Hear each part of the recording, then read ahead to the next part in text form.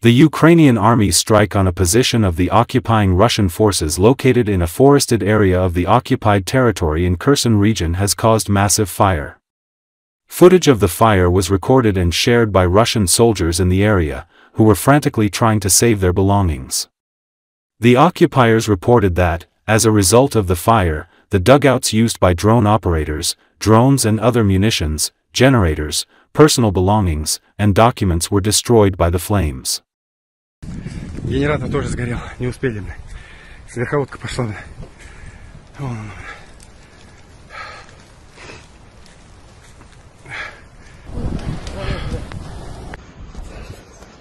Пидорасы.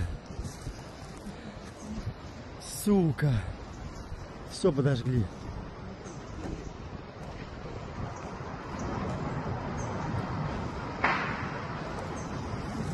Ёб твою мать.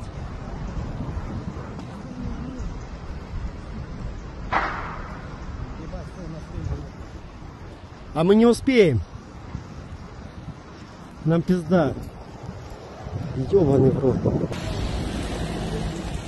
Блядь. Давай, давай, давай, давай, пизда. CNN outlined 5 scenarios for ending the war in Ukraine, but only one of them turned out to be positive for Kiev. However, Ukrainian experts interviewed by Focus believe that there are significantly more promising options and offer their own map of possible outcomes. Scenario 1. The American model, truce without peace. According to military and political expert Dmitry Snegirev, this approach completely suits the Ukrainian side because an official agreement to end the war in the Russian interpretation would automatically mean Russia's victory and Ukraine's defeat, as well as the legal and actual recognition of the captured territories. This is precisely what the Americans are trying to avoid by proposing this option. Scenario number 2. Occupation without recognition. There are examples in world practice when the return of occupied lands took decades. For example, France was able to return territories after 40 years, and Germany reunited after about half a century. That is why, according to Snegirev, the 50-year-old deadline in this scenario is not accidental. This means that Russia does not receive international recognition of its new borders. Scenario 3. Partial territorial concessions. It is likely that the Kherson region, including the regional center, will remain under Ukraine's control. It is clear to both sides that the Dnieper River will become the de facto demarcation line, which is extremely difficult to break through. The situation is similar with the Zaporizhia region. About 30% of the territory will remain under the control of Ukraine, and the city of Zaporizhia itself will not be given up because it is strategically important, says Snegirev. Scenario 4. Kadirov's death. If we have already mentioned the Caucasus, there is another interesting scenario for the end of the war, which is based on the death of Ramzan Kadyrov. Imagine that he dies, and a power struggle begins in Chechnya. This creates internal problems for Russia. In such a situation, people like Prigozhin may appear, who will say that Moscow has been constantly putting pressure on the Caucasus, and perhaps the time will come for the beginning of a third Chechen war. But not in Chechnya, but right in Moscow. Leading expert of the National Institute of Strategic Studies, Ivan Us, believes.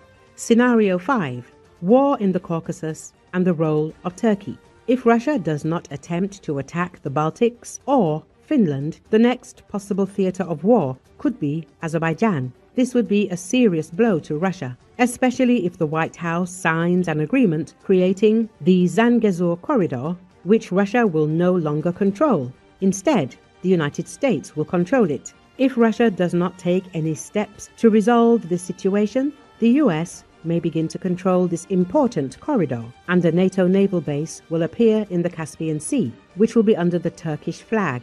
This will be a serious threat to Russia, since Turkey is a powerful NATO member and has significant influence. In this case, Turkey understands that its interests are contrary to Russia's interests, and it may want to change the situation in the region.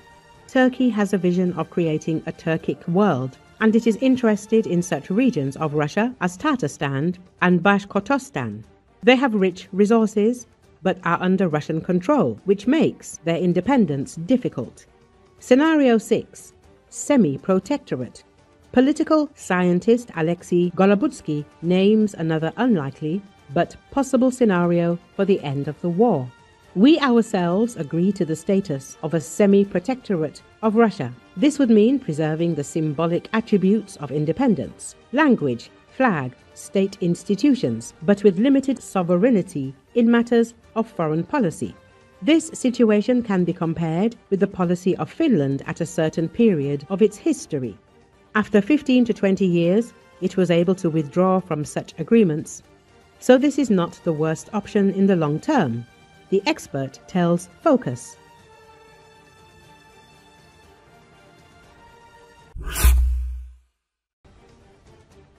The Crimean Peninsula, occupied by Russia in 2014, is part of the Russian air defense system, which also covers Novorossiysk.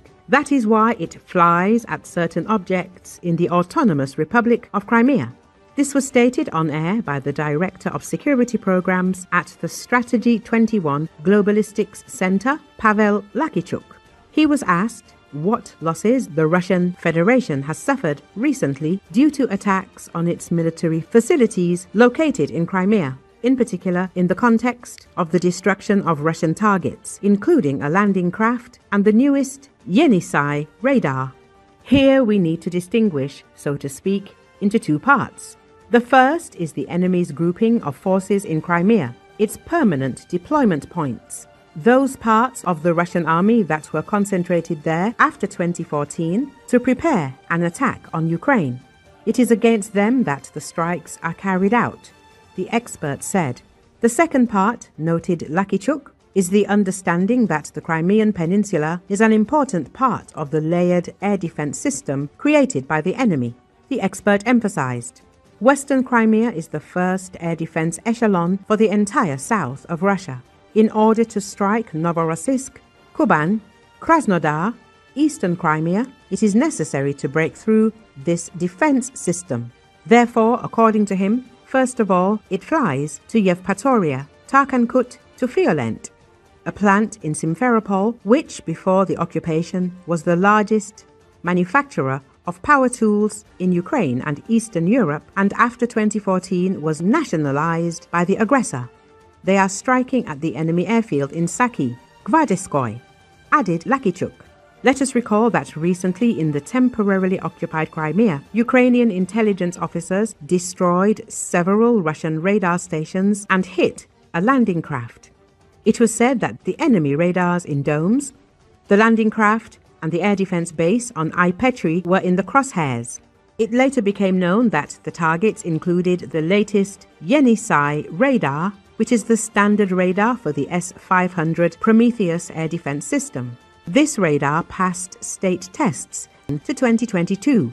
The Yenisei station is based on a multi-element, interference-resistant active phased antenna array, which allows tracking hypersonic targets moving at altitudes of up to 120 kilometers at speeds of up to 4,800 m/s. In fact, the system intercepts low-orbit space targets.